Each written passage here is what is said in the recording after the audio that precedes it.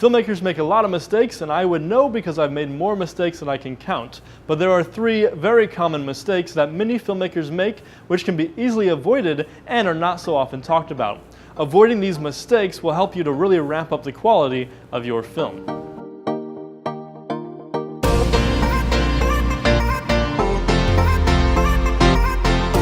So obviously there are tons of common mistakes that many, if not all, filmmakers make, such as poor sound quality, poor lighting, bad shot composition, poor casting, and so on. We're not talking about any of those mistakes because there's many other videos out there that already do. Instead, we're looking at 3 very common mistakes that don't get as much discussion as they should, and avoiding these 3 mistakes will really help you to ramp up the quality of your film. Along with the list of 3 mistakes to avoid, this is really kind of a list of 3 things that you should make sure you do. Number 1, lack of prep.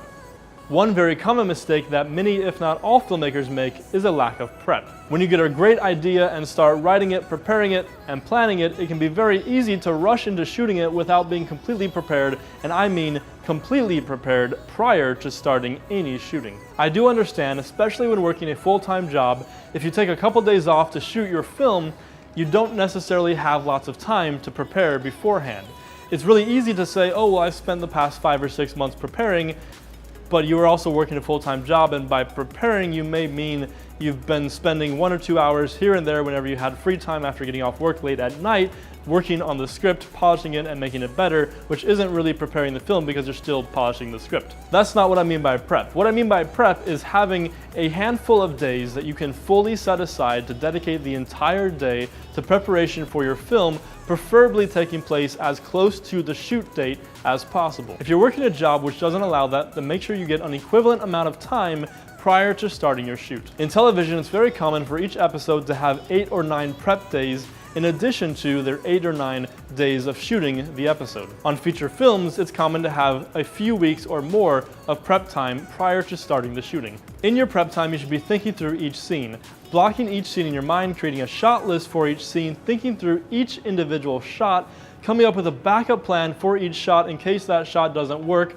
coming up with another backup for your backup and another backup plan. In your prep time, you should assume that anything and everything that could possibly go wrong will go wrong while you're on set, and so therefore, while you're prepping, you should have 10 to 15 contingency plans for each and everything that could possibly go wrong. This is part of your prep, and if you do this, then when something does go wrong, and it will go wrong, you'll already be prepared with other backup plans in place. It'll be much quicker and easier to get moving forward while on set. Your crew won't be standing around waiting for you trying to come up with a new solution for a problem that you didn't think of. During your prep time, you should also be coming up with a motivation for everything that each actor and character does.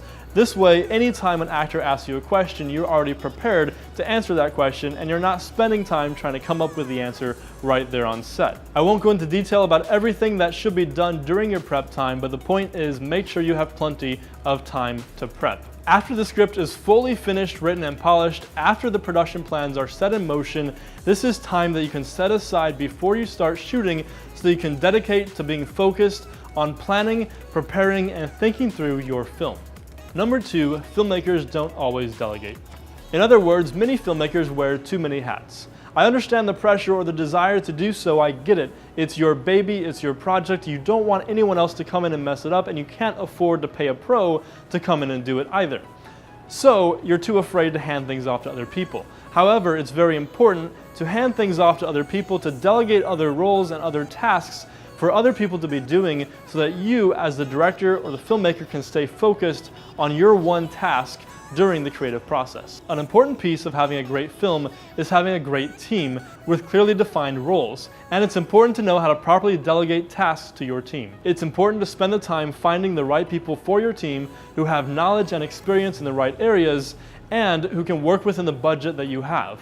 Then it's important to trust those individuals to complete the tasks that you've assigned. When they mess up, it's okay, you can always take another take, or you can take this as an opportunity to teach them something, not only creating a great film for you, but also helping others to grow in their skills as well. When you wear too many hats, it makes it very difficult to stay focused on what needs to be done, and it slows down the process, as the crew is waiting on one person to complete multiple things when multiple people could have been doing those things simultaneously. And when you're wearing too many hats, it makes it very difficult to make the creative decisions that you must make as the director or the filmmaker. I remember my first feature film that I directed, that was me. I wore way too many hats because I was either afraid to delegate or I didn't have enough people to delegate to. I was doing a lot and therefore a lot fell through the cracks. There's only so many things that can be done by one person in one day. My second feature film that I directed, I hired a small crew who had a lot of experience in the film world. My first day on set, I looked around and I saw that all the crew were doing exactly what they should have been doing their own thing, and no one required me telling them how to do their jobs. I realized that this was the first time in my history of filmmaking that I was actually able to sit down for a few minutes on set, and I was actually able to focus on the one job I was there to do: direct. When a location falls through and you're trying to make calls to other locations while trying to be on set directing, both jobs are going to be very difficult to do. If you delegate that to someone else, that person can go off to a quiet place, be available to make calls and receive calls as they come in, while you are on set focused on directing. So the point is, delegate. Wear one, maybe two hats, and delegate the rest to others. Number 3, shooting the easy stuff first.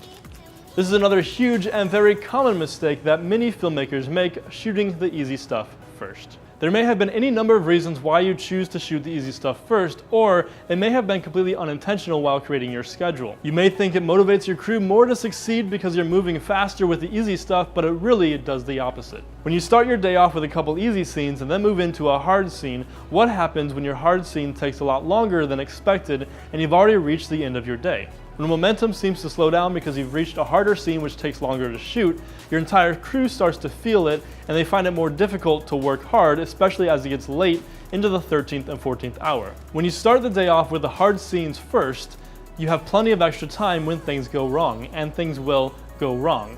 Then when you're 3 hours behind schedule, you know that you can definitely pop off the easy scenes really quick. For example, a big scene in a big room with 4 actors, lots of coverage, sparks, special effects, stunts, hero elements, and props.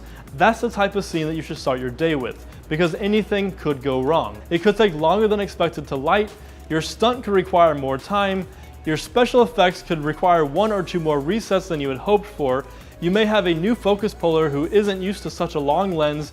Anything could go wrong. You should plan on things to go wrong. You may require extra coverage or extra angles because it's a long and complex scene. But you know that once you complete that, a small scene with 2 actors sitting at a desk in a small room, that's the type of scene that's really easy to pull off. Small space to light, no stunts, no special effects, 2 talking heads, 3 shots, a master shot, and 2 close-ups.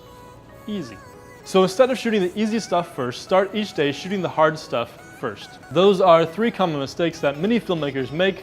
Mistakes happen, especially in filmmaking, but the important thing is that you're learning from your mistakes and improving. The 3 things to learn from these mistakes are: make sure that you have plenty of prep time, wear as few hats as possible and delegate as much as possible, and shoot the hard stuff first. Thanks for watching Filmmaking for Noobs.